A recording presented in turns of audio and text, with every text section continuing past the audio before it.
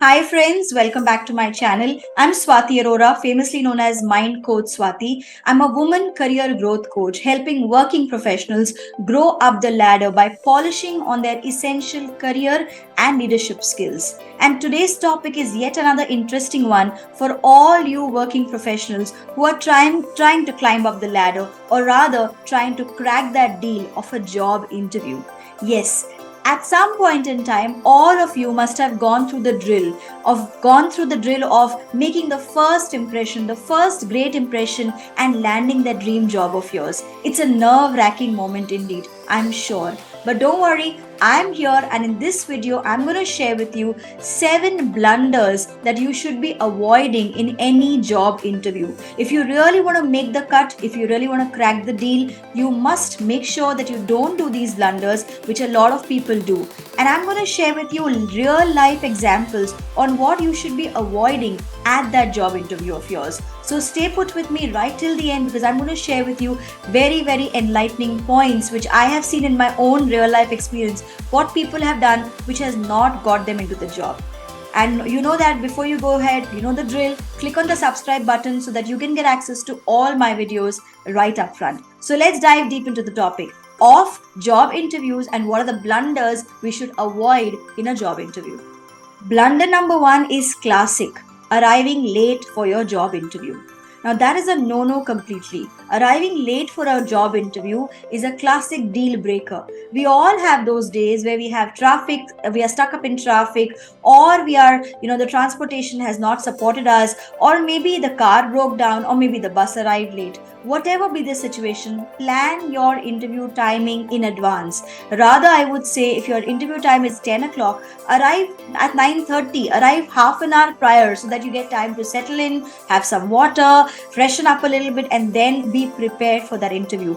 Never ever, be late or on time. Even on time is not good. Never be late for an interview, because that is a deal breaker. In fact, recently this happened. Sanya, who was a bright student who was going for her first interview, she had this terrible experience, panicking, running, and actually, missing her bus as well. She managed to reach the interview spot at 10 o'clock. But you know what? There were people waiting, there were candidates waiting for the other rounds of interview, and she missed her spot by just 2 minutes. A very brilliant child, a very brilliant student, but she missed that interview just by 2 minutes, and that was a dream company. Imagine. The moral of the story is you need to make sure that you reach before time and not late or even on time.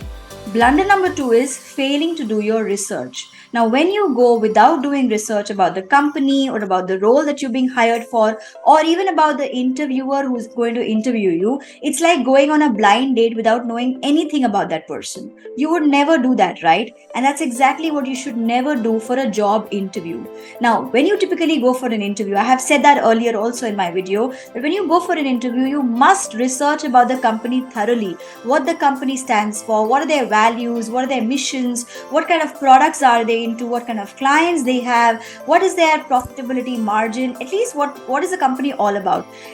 Because if you're being asked for why have you chosen our company, or what do you know about our company, you should have a credible answer for that. You should know why you are joining that company. Or if the interviewer asks you, what do you know about the role that you're being hired for, you should have read the JD, you should have understood the JD, and you should be able to complement that JD with your own skill set. That, okay, this is the JD that I have, and this is what I understand about the role that you have, and I fit into that perfectly fine, because this is exactly what I carry. The numbers of the experience, the number of years of experience, or the qualification, or the role, everything is suitable because I am absolutely in tally with the JD.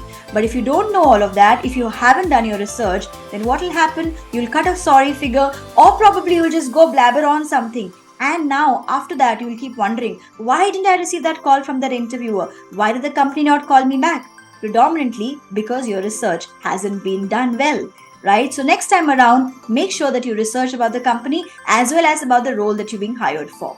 Blunder number 3 is all about body language. When you go for an interview, the interviewer is not only assessing you or gauging you on your spoken English skills or your spoken skills or your technical skills, they are also assessing you throughout with your body language, the posture that you carry, the smile that you have on your face, the eye contact, whether you're making an eye contact or whether you're avoiding an eye contact, whether you're slouching on the chair or whether you're sitting erect, the way you walk into the meeting room, the way you handshake, everything is being assessed. So make sure you practice a good body language. Your shoulder should be upright and your chin should be up. You should have a smile on your face so that it shows that you're confident. Even if you are not confident, prepare to carry that smile on you.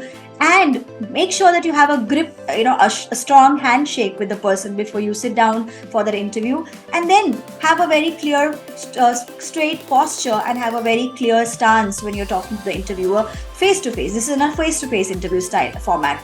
Even if you're in a Zoom meeting or an online interview, make sure that you're not slouching right inside the camera or you're not too away from the camera so that the person can actually see your visual cues and assess you accordingly. Blunder number 4 is talking too much or talking too little.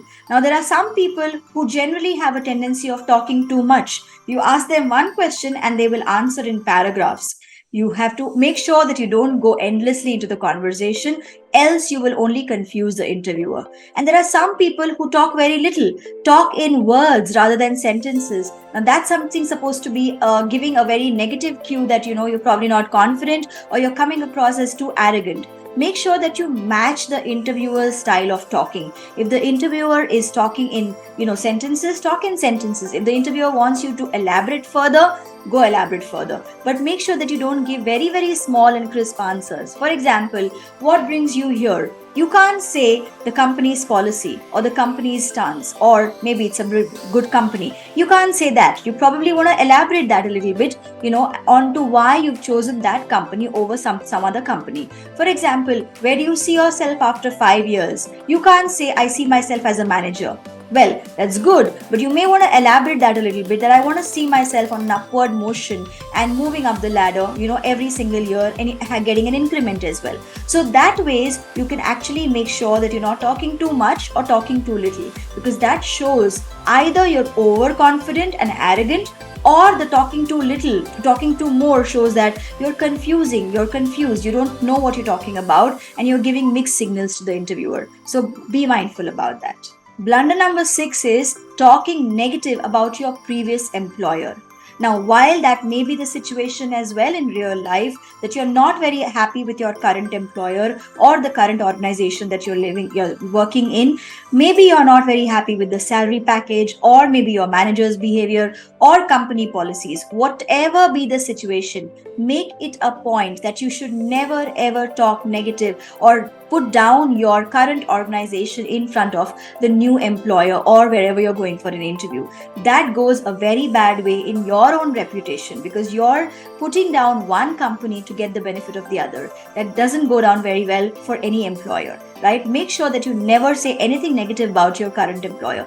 Even if the reason for your leaving is for maybe some discomfort with your boss, all you could say is, I'm looking at better avenues, I'm looking at working within a larger organization and at a larger maybe a better pay package. You could say that, but no, never ever should you pin down or negate your current organization. Be mindful about that.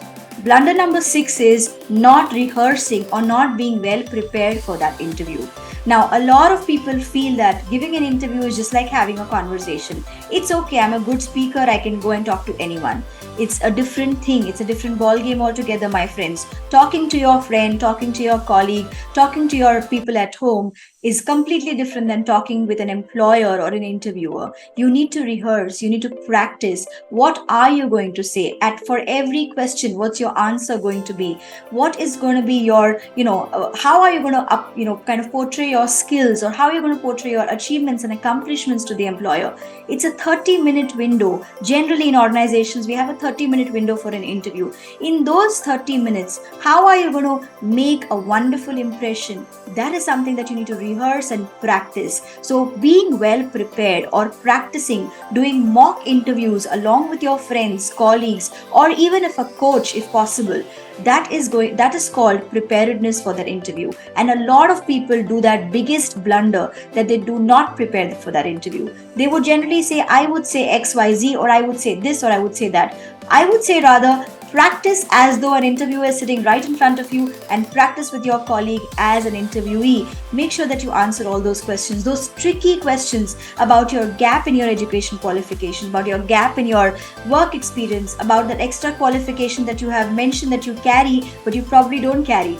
All of those things, which are those probable asked questions, those commonly asked questions, rehearse how are you going to say that, so that it comes out from your mouth in a well articulated, crisp manner, and you don't go out there blabbering something else. So prepare for your interview. And blunder number 7 is that you are not equipped or you're not ready with your set of questions. Always at the end of the interview, 90% of the interviewers will ask you, do you have any questions for us? And you must have your set of questions for the employer. For every stage, you must have your questions, and they should be thoughtfully asked questions, mindful questions which show your genuine interest in that company. Talking about what is your role in the company, talking about what is the growth path in the company, talking about what kind of initiatives the company is taking, talking about asking about the culture of the company, something of that sort. Some thoughtfully curated questions should always be in your bucket list, so that you can ask those questions and show that you are genuinely interested in getting the job and being stable in that particular job. That is something which could also be a deal breaker. I have a lot of times rejected people just because they did not have a good set of questions, because I felt they really are not interested in the job. They just came by and sat in an interview. That's something which is a negative impression which goes on the interviewer. So be mindful of that. So that's it from my side, friends. Those were the 7 job blunders, job interview blunders that you should be avoiding. Learn from all these examples and you'll be on your way to acing your next interview. These examples are definitely going to help you in your next interview. Let me know in the comments what you felt about it and how you applied it in your job interview. If you like this content, give me a thumbs up and share this video with all your friends and family, so that they can also benefit from that. And don't forget to subscribe to my channel, so that you can get all these career tips for on your desk every time. I'll see you next time. Take care. Bye bye.